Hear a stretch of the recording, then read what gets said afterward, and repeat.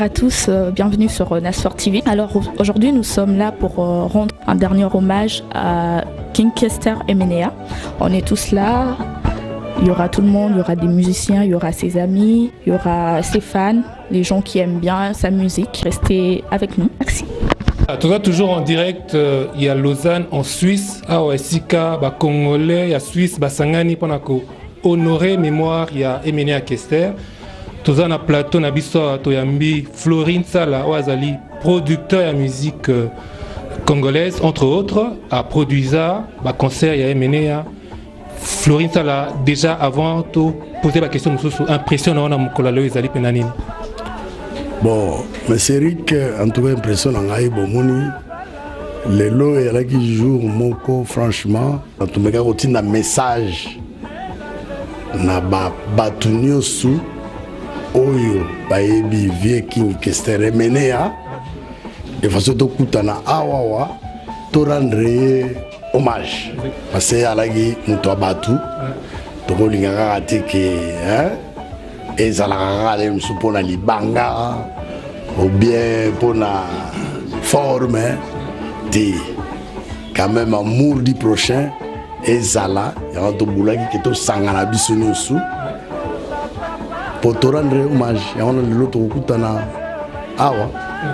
Il faut dire que yom to initié idée oyo, parce que oyeba qui Emenea na musa na oyo production, mais en même temps oyeba qui épée na privé. Alors Emenea na privé azalaki penana.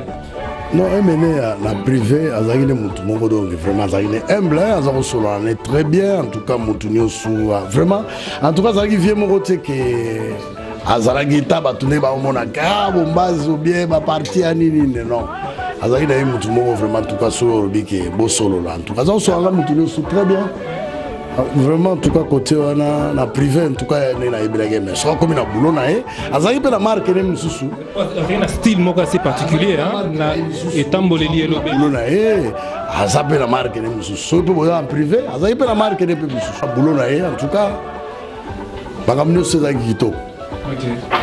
Tant que tu as préparé moi séquence sur Essayengaï que non Emenea Azali plus que Azali même pratiquement un frère pour Nayo et donc on a particulièrement touché. Ben oui parce que en tout cas en tant que producteur mais et tu as dit comme vraiment en tout cas et ça bimasu netia bon ça va produire mais on va se rejoindre neti producteur ti va se rejoindre comme un frère n'a pas ce qu'on a rejoint bango comme ba vienanga.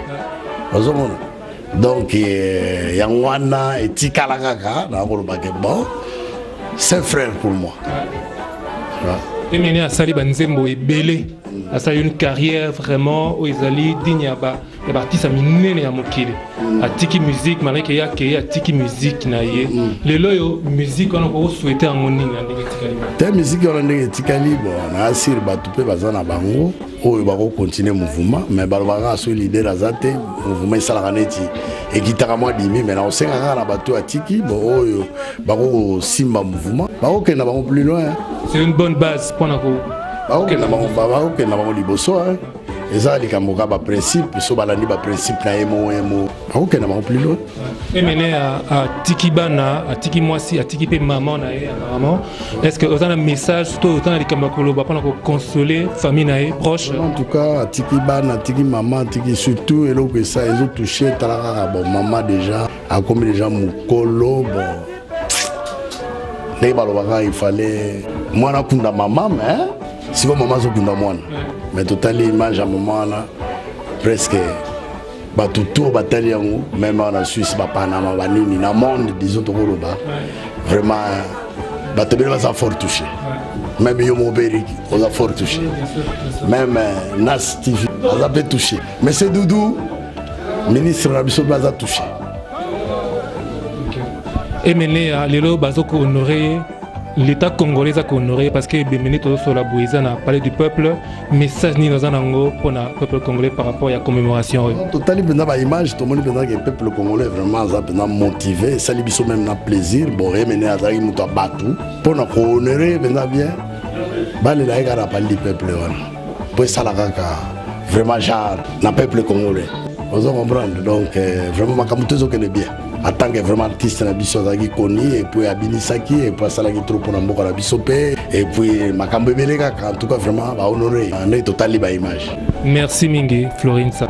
Merci beaucoup Eric. Nas 4 TV. Alors Emene aza mutu oyo yo oyebaki pour okutana na ye. Oui. Alors autant moi anecdote moko par rapport à la rencontre au salon na Emene. Voilà, rencontre au salon Emene avant il y a Kobeta, donc il y a déjà Kobeta plusieurs fois on a Kolobate, mais la dernière fois au Tukutana na ye ça simplement à Paris na kendaka kutala Bertin et toka na ngadivo na wera et puis na retour tout ça le crochet pa Emene ya toki ngai Bertin mon solo na France na nzela et puis un moment Emene ya tuni pa Bertin na mayele mais je vu a tuni et Bertin il ndengini tuni ki konga l'état et puis ngana seki Bertin yebisi abino mais azaka pas git alors expliquer que voilà que je suis angolais tout et tout même Congo tout ça là et puis voilà donc na seki ngabi qu'est-ce ndengini abilote nende talaka mikolo komanga mutuna on les équipes boye tous les leaders il y a nouvelle génération bazalaki mutuna côté na et voilà et puis na seki il pas seki batikinga na ga puis bazongi mais là sincèrement pour na kozonge là na situation ethnique et to pesa moi message na sali vraiment plutôt touché, très touché sincèrement na bana na ba famille nyoso vraiment na pesa to ba condoléances mingi peut-être mingi ba yibingate pour na ya vraiment kinikala ça fait plus de 30 ans na zamutu na vana na Lausanne mais problème ndé ils a plutôt il y a ko pesa message lakini kuna bayamba nzoto donc le corps du défunt na ndenge ya bien et puis babo sénateur oyo maswa sali na musique na e ce qui lelo Emene le kaka awa nazana jeune frère nanga il fait Flori encore une fois tous les Kinois tous les Congolais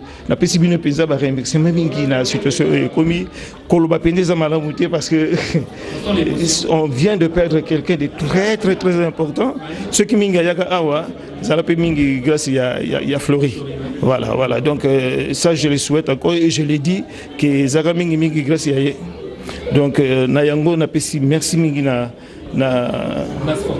voilà, na Nas TV et je suis très surpris na venu Nambokoyo plus de 30 ans passés et puis c'est aujourd'hui que je viens de découvrir que jeune frère Nas voilà. Voilà. Alors c'est la première fois Nas le colibri. Non, c'est pas Nas TV, c'est Nas4 TV. Ah, voilà. Nas4 TV. Voilà, donc c'est Nas4 TV. Voilà. Voilà Nas4 TV. Alias Colibri. Voilà. Voilà donc c'est une surprise. Il y a de temps en autre, il y a Azalaka producteur, le sous Azalaka producteur, et je suis vraiment émotionné encore une fois. Mais comme on a boyé, ça n'a trop plaisir. Malheureusement, moi, ma côté est allé sur pour le moment. Voilà. Voilà. Mais il y a encore profité, bon, le voit du trio et Salami. Auto 5 à présent, tout bazan à Kishas, ça va au Ranokoeba qui est. Tout ça, non, reste. Voilà. Tout ça, il y a quoi synergie. Il faut bon, Pekuna, Namboka, Baorakoeba qui est. Kokabwana, Ezalina, Tinati. Tu vois, il faut qu'on se soude. Kokenda Iboso. Parce que Bolingo, la famille Nyonso, Ezalaka, au Gobo Tabana 5, 6, mais Bana Nyonso Wazaka l'esprit Moroté, tu vois. Mais c'est pas pour la raison que Banana Rosala Bana Tata Nati, Pe Mama Nati, tu vois.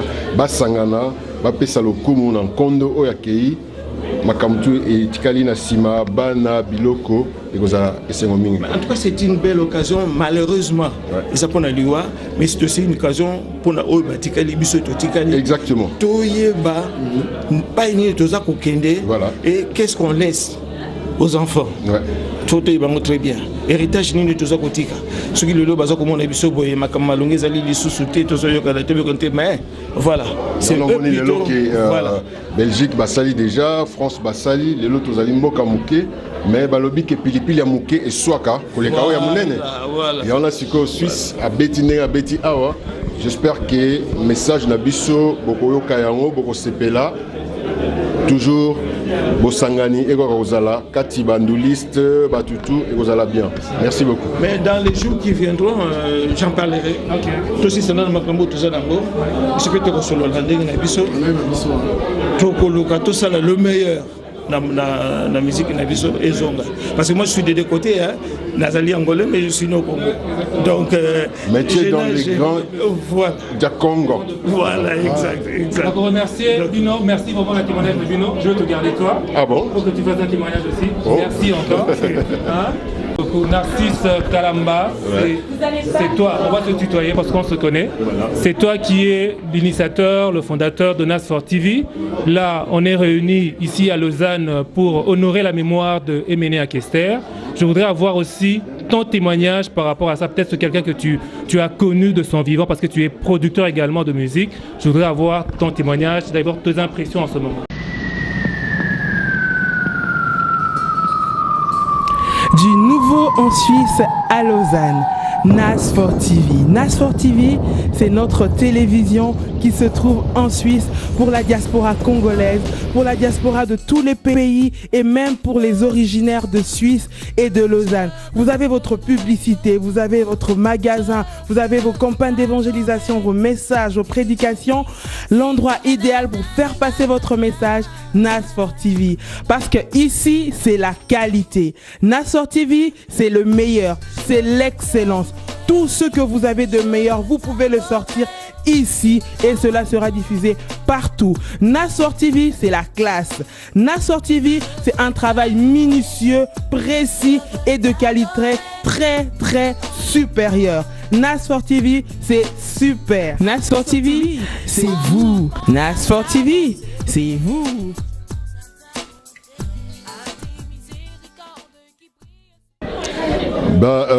Kester, c'est quelqu'un, en particulier, je l'ai connu, mais à bon marché, à Kinshasa. Oui. Là, c'était dans les années 77. Et on s'est croisés à quelque part, on a bu un verre. Après, il y a eu un silence. Après, ici, j'ai été une fois négocier avec lui un contrat, mais ça n'a pas pu marcher. Et j'ai plus produit Viva la Musica que Victor Election. Mais c'était un grand des soucis pour le faire. Mais dommage qu'on peut prévoir quelque chose et Dieu en a fait autre. Mais voilà. Mais vraiment, c'est un frère. Sa musique, on l'aime bien et on continuera toujours à aimer. Mais seulement, on demande à ce qu'il y ait cette union, qu'il y ait des synergies entre nos musiciens, en fait qu'on puisse encore relever le flambeau du Congo. Et voilà. Et c'est une responsabilité pour vous en tant que média et en tant que producteur également. Hein, ça, c'est un manque. On aura peut-être l'occasion d'en parler en long et en large dans d'autres émissions, dans d'autres circonstances. Mais aujourd'hui, Emenea, il est pleuré au Congo d'une manière officielle au Palais du Peuple. Il y a peut-être un message à adresser à ce peuple-là qui commence de plus en plus à reconnaître la valeur des artistes. Voilà, c'est comme on dit le prédécesseur. Je demanderais seulement qu'on ne doit pas reconnaître le mérite de gens qui, quand ils sont morts, de leur vivant, on doit quand même les honorer, les avoir à côté de nous, parce que c'est pas quand on devient un chef d'État, par exemple, qu'on est décalé de sa famille et qu'on ne peut pas avoir des conseils. On est d'accord. C'est comme des artistes, avant tout, c'est des enfants des familles. Ils doivent aussi avoir des conseils. Ils peuvent aussi écouter, ils peuvent rétorquer s'il y a quoi que ce soit.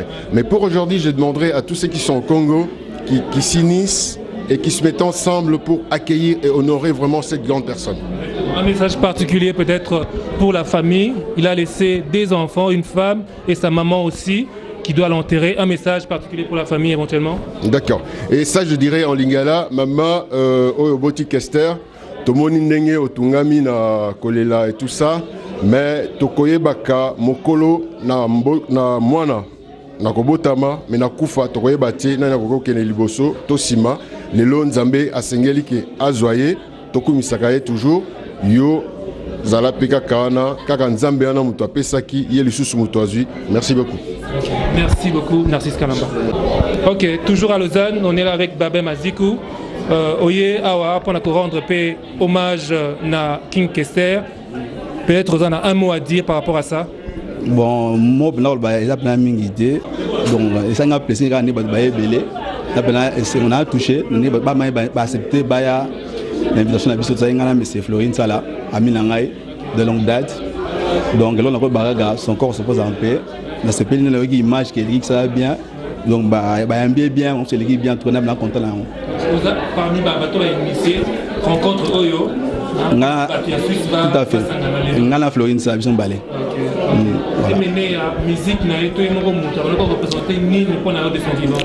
Bon, il y a un rivière, donc c'est une perte aussi pour la... Il y a un peu de casse. On sent l'émotion, on retourne ma question est. Merci pour le témoignage. En tout cas, merci beaucoup, ces gens. Toujours à Esika bana Suisse basangani pour commémorer, honorer mémoire ya Emenea. Tout ça na Bautry, ou à Salibiso honneur, il y a cause na micro à Sport TV. Alors yo oyebaki Emenea personnellement. Souvenir nous en avons Emenea.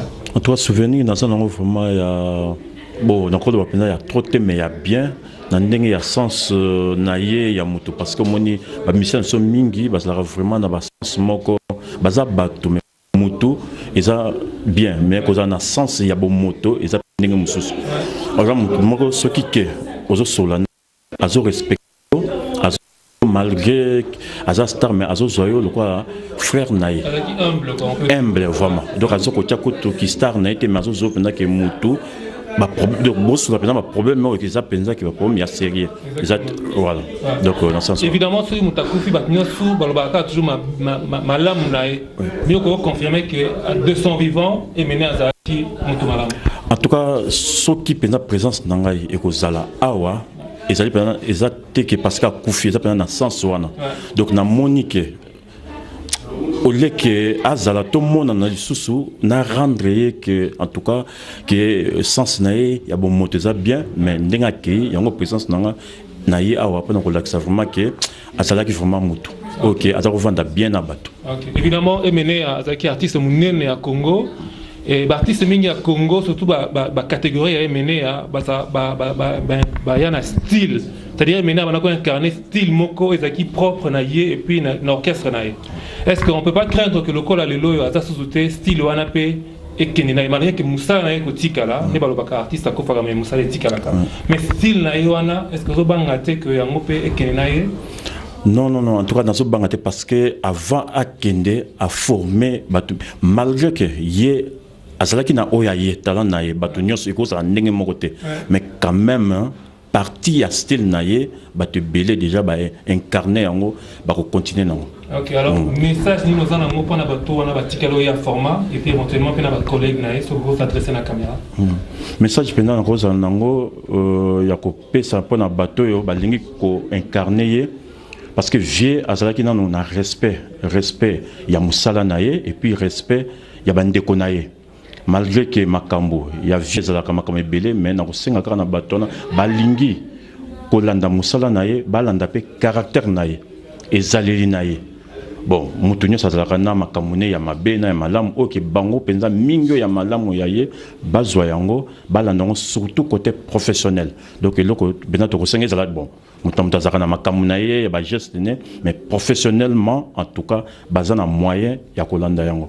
Conseil d'Europe bango. Merci mingi Bautry. Merci beaucoup na CTV 4 donc na Sepelitro na Sport TV na Sepelitro na Sepelitro donc na kosenga que passer na moni série o ezali awa et continuer parce que mboka na mboka ezalaka na ba chaîne nango na makambo nango ndenge pe na mboka Suisse to komi pe na oya biso. Donc, na simanango musala et kindelikolo. Merci en tout cas. Alors, toujours en direct de Lausanne, toza awa na Colonel Freddy, oza artiste yopé, toza kolela lelo yo Emenea Kester, artiste moné na mboka Congo, impressionnant wana mko lelo eza pena nini? Impressionnant nga ezali que l'automne a mawa trop quoi, donc mawa mingi talaka hein, donc vi wana na vi que kwa mambu, kwa ngolo zonzo. Donc ils ont pris donc toujours les lagares surtout artistes. Oui bien ngakutu na cause nouvelle on n'a pas d'effort. OK. On a toujours tout dans la contact na d'effort tout un message abino mon colonel vient à King. Donc à tout kabiso. Des fois on a un message à partir à Kenya. À Nairobi et tout Sola qui n'a tant atteint un message, n'a rappelé, a pisé en mopé, a bicota na site boyo au mona. Tout ça les coups ba bleu on a manda chante, pas manda on a fait le bassa le bon mot beaucoup là. Il y a time musique. Alors donc on a ba bilanga kota na site boyo mona, n'engi donné to saline hommage na et tout.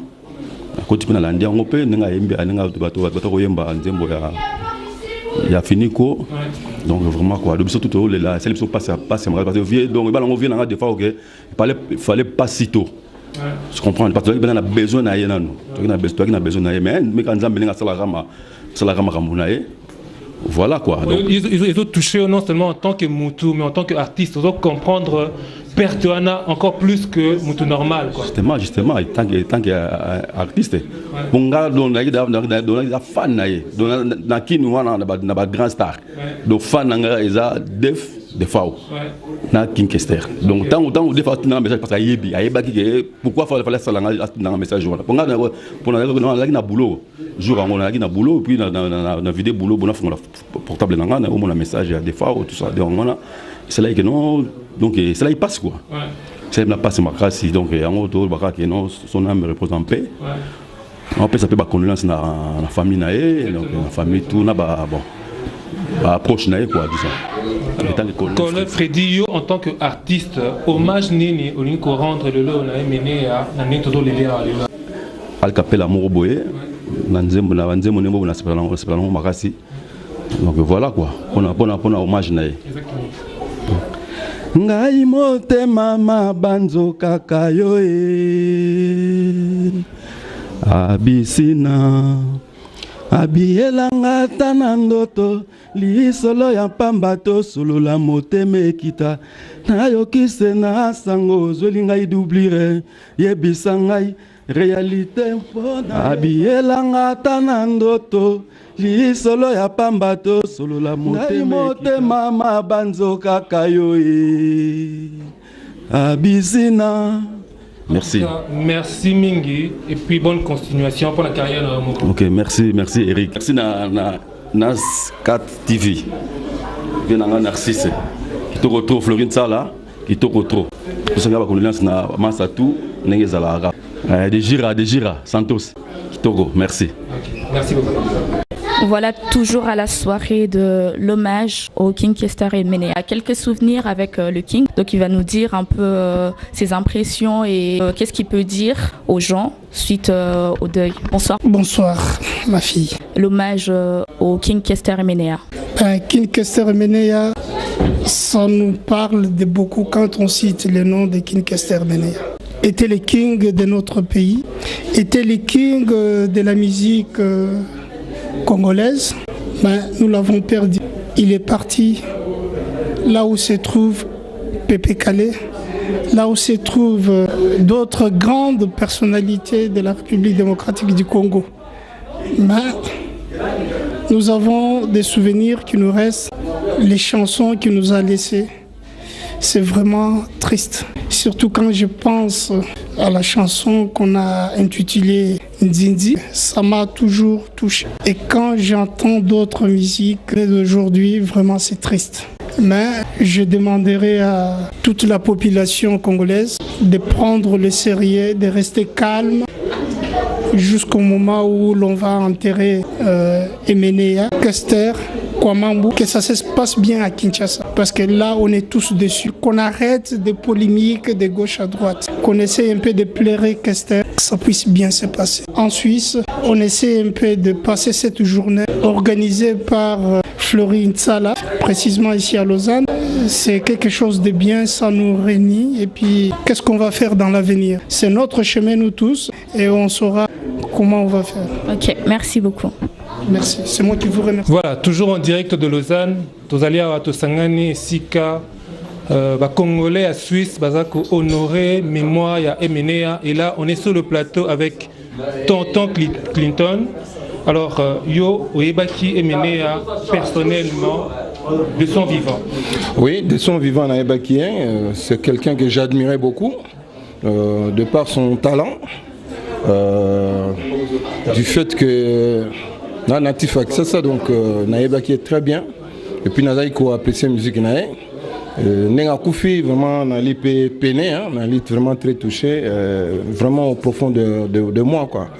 Et puis, c'est quelqu'un que je connais, a sali tout pour la musique, musique jeunesse, hein, pour Obuta, en tout cas participer vraiment à ma casse. Donc, Nenga Koufi, bien qu'il y ait des gens mais à Tiki Bisson a peine ma casse. Ouais. On peut dire que Bozan est plus ou moins même génération. Bon, plus ou moins même génération, si bien que Nazda est né il y a 5 ans. Ouais, plus ou moins, donc c'est la même génération. Donc, on a qui est mené à la début, il y a carrière naïe. Ah, bien sûr, bien sûr. Bien sûr. Oui, vraiment. Ouais, tout à fait, tout à fait. Voilà, début naïe, le col en Robenga, Mutumoko, Botamon dirait battant. Banda jeunesse naïe, tant à côté de la musique, a forgé en gros, donc c'est pas tombé du ciel comme ça. Hein. Donc il a lutté, franchement, Ningana et Bélier, Azaki battant, et puis à réussir. Et puis, na mona kaye, le quoi à peu près, na comparé, na papa ou n'imbaté, mais na mona le quoi m'bakoza mité mamoko, avec qui monté malamu, monté mamon nos vertus, monté ma, a aidé pays jeunes mingi quoi. Donc na habité ceux qui vraiment n'engagent aucun négocié. Souhait n'engaye coronae qui nous paie en paix. Amoni c'est vrai, ça très très douloureux, hein, Mutuboye qui a Tikibino, ça fait vraiment beaucoup de peine, mais du fait que l'Iwe Zan de la Moutonioso, hein, a que nous paie na boboto. Et puis génération ailleurs, et qu'on continue. Quand on parlait au présent, c'est comme si on ndimi pénal bon, ndimi on a noté mais on a obligé à dire ndimango parce que c'est un fait hein. C'est une perte. Ouais, c'est vraiment une perte énorme. En tout cas vraiment quelquefois plus moins aux quelquefois moins aux ans. Alors, Emene a beaucoup apporté à la musique congolaise. La rumba congolaise. Ouais. Hein? Ouais. Est-ce qu'il y a des chansons, des titres, il y a Emene à la répertoire et marqué particulièrement ou bien retenu d'une manière particulière? Bon, on est indindi. Namona loi ça langango et ko le ganga inaperçuté. Asai banze mon belé mais indindi penza et kotanga vraiment. Ah, il faut sunganga makasi. Voir même l'emsuna qui peut na moment il y a bien été mais on a se reprendre. Quand on a été mes titres datés kimi mais en tout cas Zebele na yebi bokilo nanga photo Willy na de Zurich hein photo Willy oui mobile moi nangai liboso azaki ami makasi bagina mité makasi donc lobby va ekotala nga posaki anniversaire na lobby mais en tout cas akula ki ba larme donc au moins na affection avec bagina makasi asalela nga pe ba DVD ba CD belé aye donc vraiment même nena liawa donc nazana banzembo na banzembo ya Emene atiki moi si atiki maman atiki bana un message il y a quoi adresser bango pour consoler bango na moment passé. Ouais na moment ya passé nazo présenter ba condoléances na yoki maman na ye azali vivante hein donc présenter ba condoléances na maman propre na ye na famille respective na ye na congolais nyonso surtout oyo pe na moni vraiment ndenge ba omonisa bolingo na bango donc na lors à disparition na ye pe na représenter ba condoléances même na chef na gouverneur nani Kumbuta na nyonso André Kumbuta na nyonso sala pour na ye et puis ka yete na yoki bato belé vraiment hein, et belé en tout cas c'est très bien. Bazo particulière et exceptionnelle. Ouais. Qu'est-ce que vous pouvez dire par rapport à ça justement? Honneur Wana va pessier alors que vous êtes artiste. Ouais. Je pourrais dire simplement artiste. Ouais.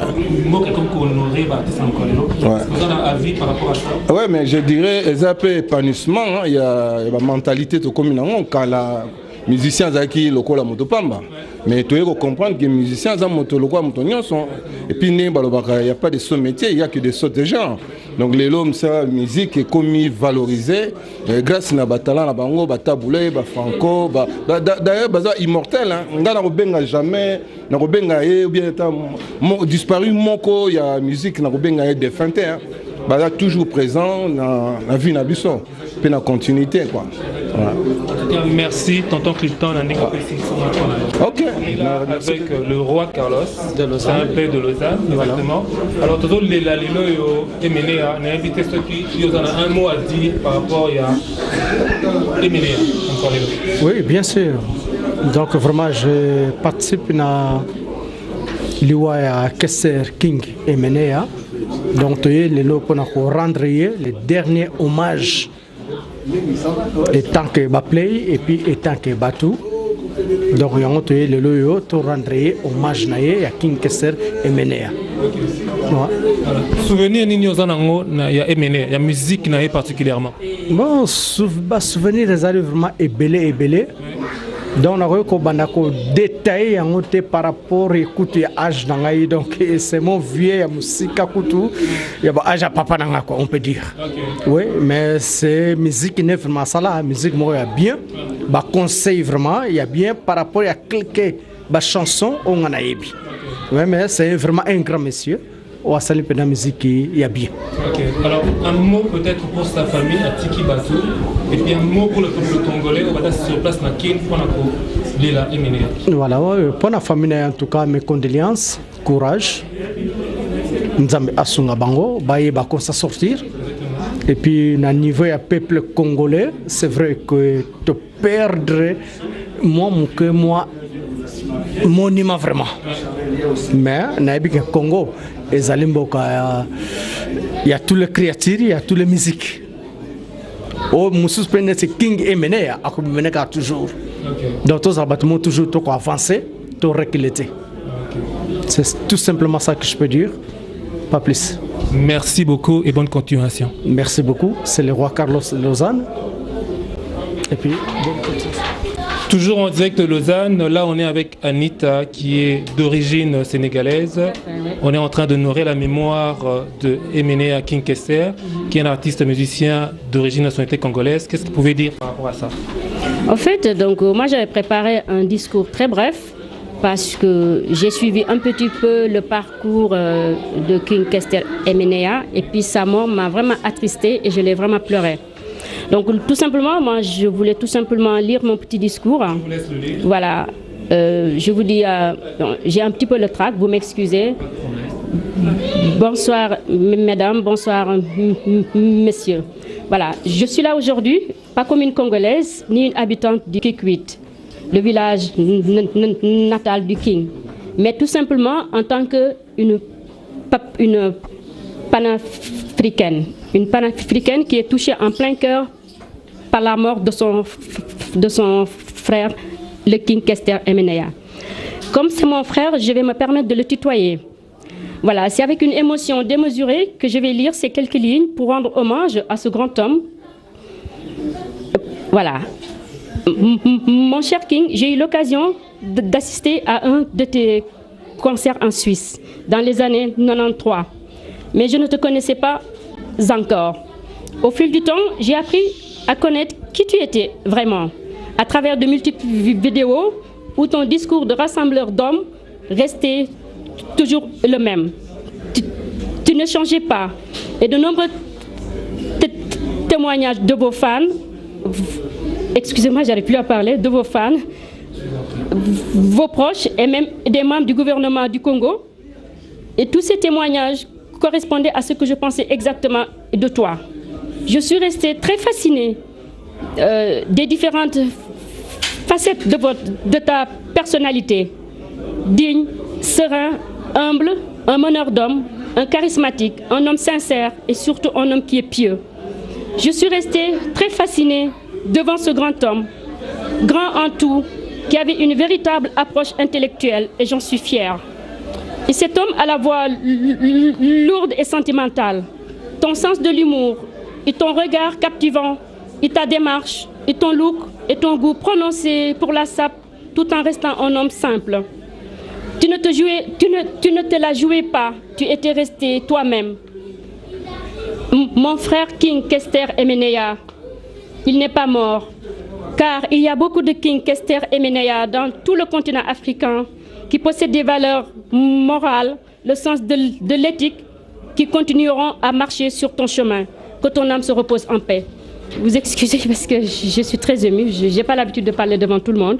Mais je tenais absolument à rendre hommage à ce monsieur. Voilà. Merci pour votre hommage très très vibrant. C'est gentil, merci beaucoup. Et puis voilà, donc c'est ça la vie, c'est quand même très triste. Moi, ça m'a beaucoup touchée, je l'ai pleuré au fond de moi-même. Et puis je sais ce que c'est que la mort. Parce que on dit partir, c'est mourir un peu. Et mourir, c'est partir beaucoup. Et quand quelqu'un il part, il y a une partie de vous qui s'éteint. Et bien que je ne viens pas du Congo, mais ce n'est pas le plus important. Moi, je suis une panafricaine, je défends les valeurs du continent noir. Et puis, ce qui m'a intéressé chez le prince, chez le king, c'est plutôt sa façon d'être, la classe intérieure qu'il avait. Pas les habits, mais la classe intérieure. Il avait un langage parfait, le verbe ne changeait jamais. Il ne jouait pas un jeu, il était lui-même. Et comme moi, je suis sincère, je me retrouvais un petit peu sur la personnalité de ce monsieur. Voilà. Et puis, juste aussi, parce que j'ai discuté un petit peu, j'appelle les journalistes du Congo pour savoir des fois, parce que je ne comprends pas tout en lingala. Alors donc, on avait des similitudes dans la culture là d'où je viens. Il y a des similitudes dans la culture de King Kester Emenea. Okay. Comme quoi que donc c'est quand même très joli. C'est pas pour rien que je l'ai beaucoup aimé comme ça. Et j'ai tout suivi, j'ai pleuré. Il n'y a pas de hasard. Voilà. Donc là, moi, je suis là aujourd'hui parce que je tenais absolument à être là, bien que je suis très fatiguée. J'ai travaillé toute la journée, mais il fallait que je sois là. Un message peut-être pour tous les Africains qui connaissent et qui aiment la musique de Emenea. Tout à fait. Et aujourd'hui, il ne faut même pas qu'on parle seulement de musique parce que en suivant toujours les débats de King Kester Emenea, il disait quelque chose. C'était un rassembleur d'hommes. Et dans les pays où il y a des guerres, ce n'est pas seulement le Congo, mais dans plusieurs pays d'Afrique, il disait tout simplement que nous étions tous des Congolais, qu'on soit Moulouba, il disait des choses comme ça, qu'on soit des Bantous, qu'on soit autre chose, que nous étions tous des Congolais, donc on devrait arrêter ces guerres fratricides. Et puis donc là, ce message-là, ça vient du King Kester et j'aimerais que tout le continent africain puisse s'adhérer à son idéologie pour aller de loin. Parce que c'est quand on est unis, c'est comme ça qu'on devient fort. C'est pas en se divisant. Voilà. Oui. Merci encore. Bon, Nanga Nazana Chantal Sutherland en hommage au King Kester Emenea. Est-ce que vous avez un moment encore au Loba concernant le King? Est-ce que vous avez le King personnellement? Est-ce que vous avez aimé la musique naïe? Ou que vous avez balandiana sportive Bolanda aussi? Oui, bonsoir. Et puis mes condoléances à la famille à King Kester Emenea. Na bakina o baza na Europe ils ont chanté sur ça ils appellent l'habitude de roloba penate tantango matanga vient na Florine Sala asali matanga ya ngwana linki quand même na loba pour vous appeler matanga na Paris na moninga nga Zoé Tile to qui vient na so Florine Sala asali matanga na Suisse to zongi awa na Suisse pour matanga kess en tout cas King Kester mais yeba qui est bien. Même dans la kin pour venir dans Floride ça no BTP mi na kiso to kitiba kin azaka gentil même awa neba kepe moi kala pesu na Brazzaville azaki gentil en tout cas azape venir so no pompe biso makasi azai tellement to no so la penda bien en tout cas so menga pena lo baboy parce que nous appelons naninga penda te mais na King Kester na lobby. OK, Oebaki en tant que artiste, Oebaki na privé en tant que grand frère. Oui. Artiste, d'ailleurs, artiste, on a fait un concert, avec grand frère. Parce que nous sommes là, bientôt nous sommes là, bien naïe. Alors, message nous copé, ça na famille naïe, atiki, famille, bana, moi si, message nous copé, ça bango, message de soutien, bazo talos. Oui, na pèse mon gars, message de toute façon, liwa, ils allaient passage obligé pour la montagne. Puis surtout au coup fanabiso. Mais na pèse ça mis souci na maman na ende abandé ko lele, ça n'a pas si na bande connaît en Afrique. Conseil na pèse ka maman atika kolela mi po sa kolipe liwa ezali po na nzela biso nyonso to so to kokufa to kokende en tout cas pela mingi pela po na lobate. OK, merci beaucoup. Avec moi Nazana Zoeto yep fan ya King Kester Emenea. Est-ce que vous avez un moment concernant la liwa ya King Kester Emenea et sali batunyo so pasi bat bolandao au ko pe sabiso moment ko les rozwa ki yo quelqu'un sangwane ça ki ondeni? Moi personnellement King Kester Emenea aza vraiment frère nanga la sanga la banzembo belé bon toye bani vraiment très bien même moi si na yo bazweni ba problème Liliane to zala biso mi balé il y a que ça lingi et après bakoma bango mibale vraiment azali frère nanga penza. Ok. L'air aux qui message wana et tout chaque plus étant que frère que étant que artiste au réagissait qui ndeni et tout chacun en tant que frère na artiste parce que il y a qu'est vraiment hasard icône ya musique na congolaise vraiment et tout chacun makasi style lo na lela kaka. Message ni lokopé ça na famille nae bazolandao message de soutien au éco fortifié bango. Bon nga famille nae bango ba joli ba ya mami ba nani bazako bango nyonso ba José en tout cas vraiment bazaka makasi bazala calme que vraiment il y a qu'est-ce akena kimia. Merci beaucoup. Condoléances toujours quand de non loba na Prince Toya Alexis Yamamoto. Bah, condoléances les Victoriens tout de Londres, bah, condoléances Nabino. Avec moi, Nazana Biga Ntsumbu. Oui, le producteur. Biga Ntsumbu. Est-ce que Kobe Sabiso, en fait, comment t'as réagi quand Oyokaki annonce Yaliwa Emenea, vu qu'on est là en hommage pour le King Emenea? En tout cas, merci de vous passer la parole. Ça m'avait on a essayé de m'avoir collé à ça m'a coco n'aille surtout le malam ou donc faut passé donc pour na relaxer bino bolingo ya viona na déplacer qui Paris na outil Paris na kendaki jeudi na Paris na tongo na zongi vendredi vient na Florine Sala ebi donc à ça mutu oyo pour na ngai atika l'image il y avait Kester mutala sanga viona na Florine Sala. Donc Oebaki le King Kester Oebaki personnellement oui. Pour faire Zawoya, à part Niki Bosomon a affiché ça, on a vu la bête le 1er janvier 2014. Donc, via sa bête, on a bien deux fois, oui, bah, bien, bah, il y a deux fois à bêta, bah, témoignage des alliés, bah, Pietro Bayebi, donc, bah, le Valo Bayebi, via Floripa Yebi, via bêta deux fois, il y a troisième fois au bêta. Mais à part Bandoule, via pas il y a deux fois, on a bien pour solo quoi, donc, au Salaba production, naïe.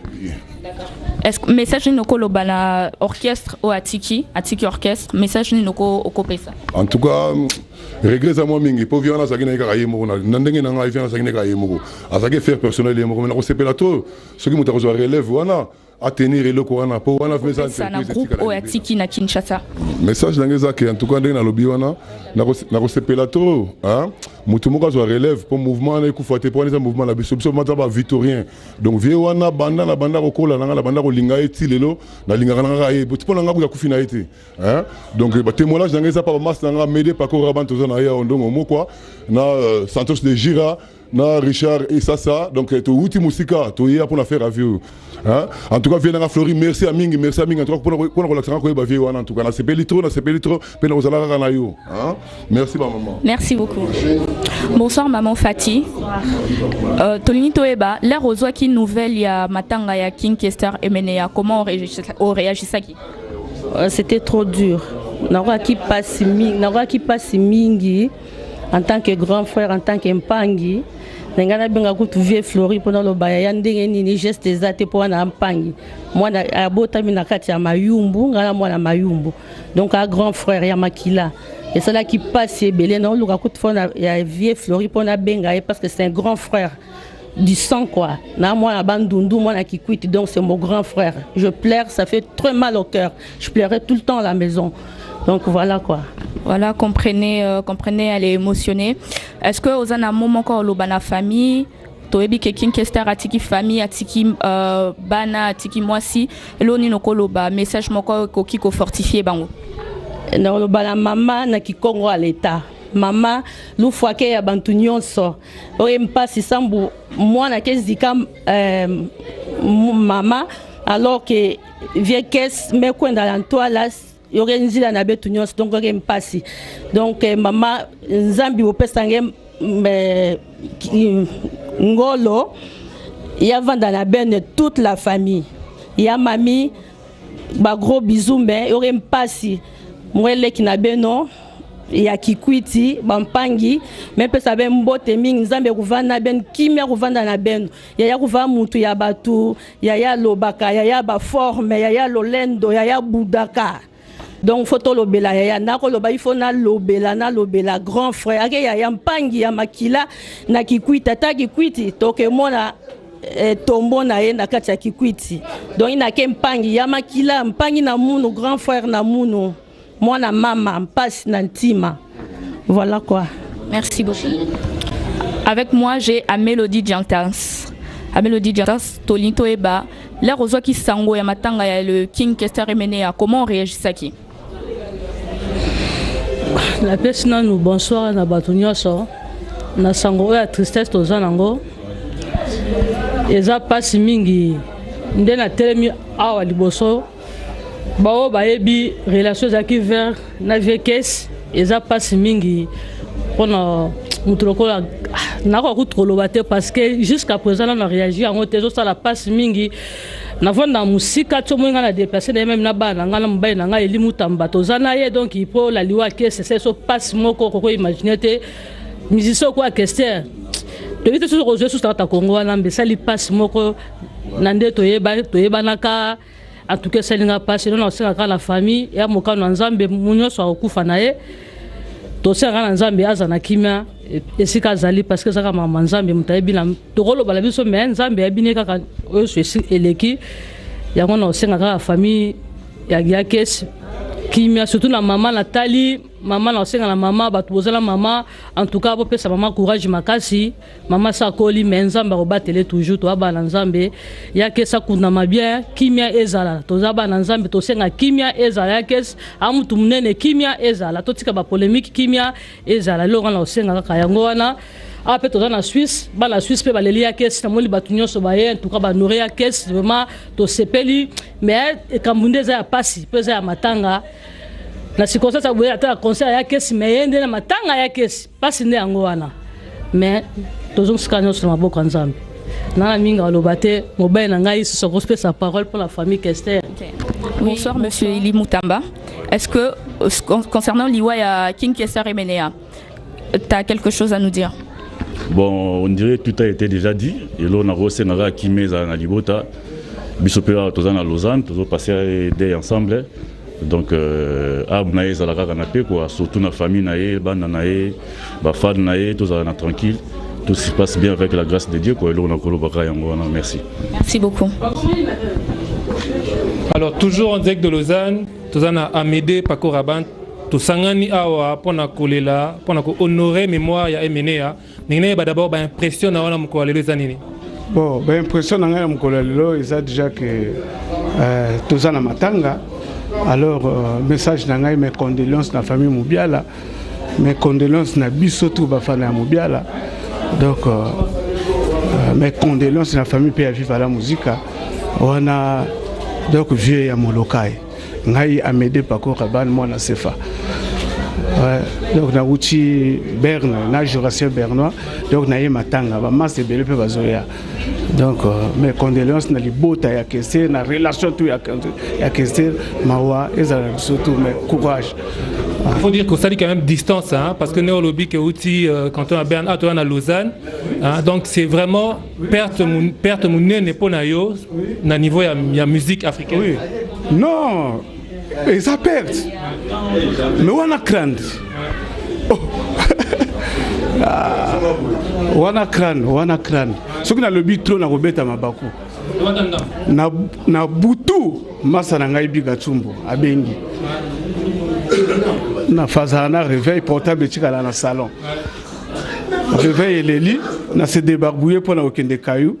Na zo portable boé ba appel en absence ya masana ngai biga tumbo.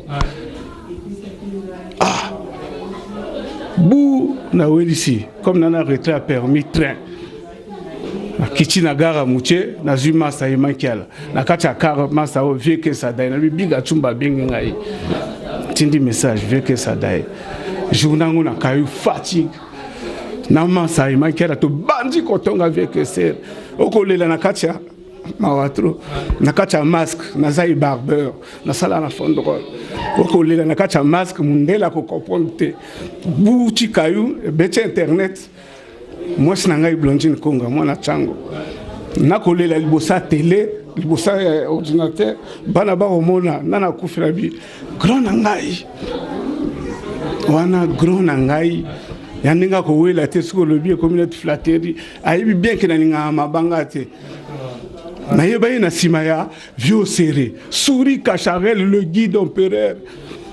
Exemple, imaginez au vent d'appeler na vieille propre, bazo solabo idéologie, tragande karaza. Na où la théorie bago songini. Tala. Événement mercredi le 1er janvier 2014. Masaranga Bigatsumbu. Pour la 3e fois, parcours à Banlieue.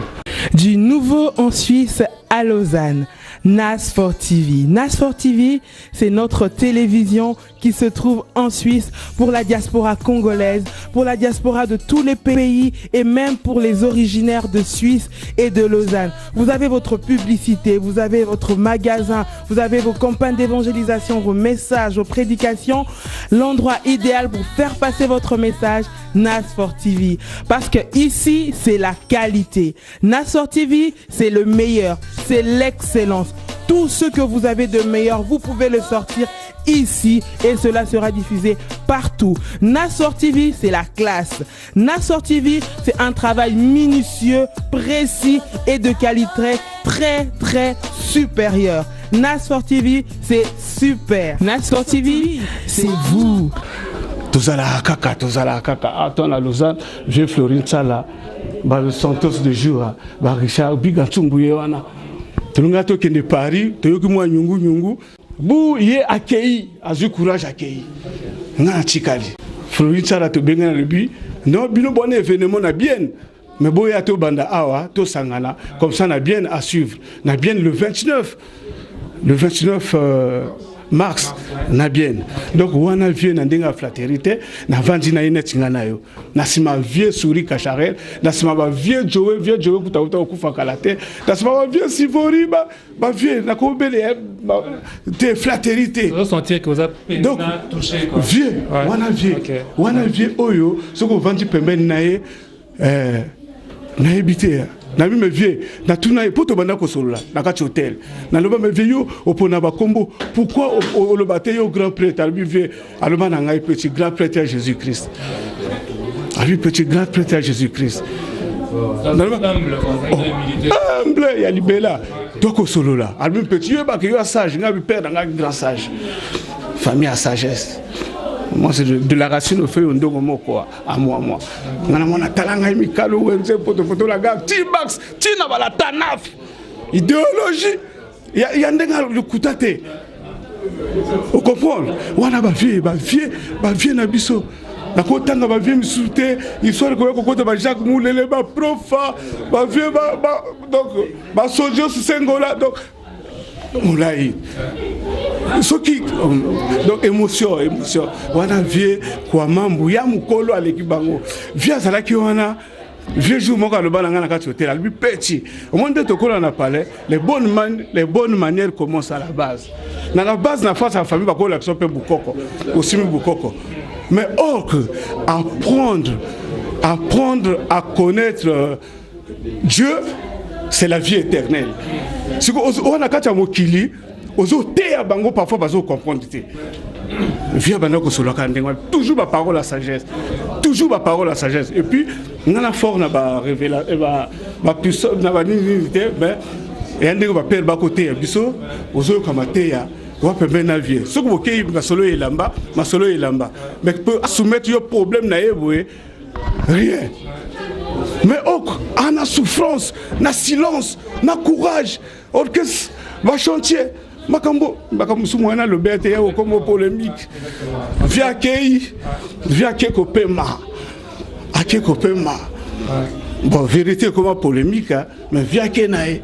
Mais moi, d'ailleurs, c'est reposer la paix. Mais na lingina tina liloba na famille. La famille Moubiala. Famille Moubiala, Boana Ngenge. Vieux joli Moubiala, Nzamba sa touché motema na yo. Tala mère yo anazali. Bon anda biloka mokilité, c'est la boue. Poto. Ya bon me mango na ndenge ya ba avocat ba ndini entreprise Moubiala ba comptable ba ndongo na peke histoire petit kali. Ba musicien ba koya sima pe mayele. Bon na ko lo ba trotter donc à suivre quoi. Merci Miguel.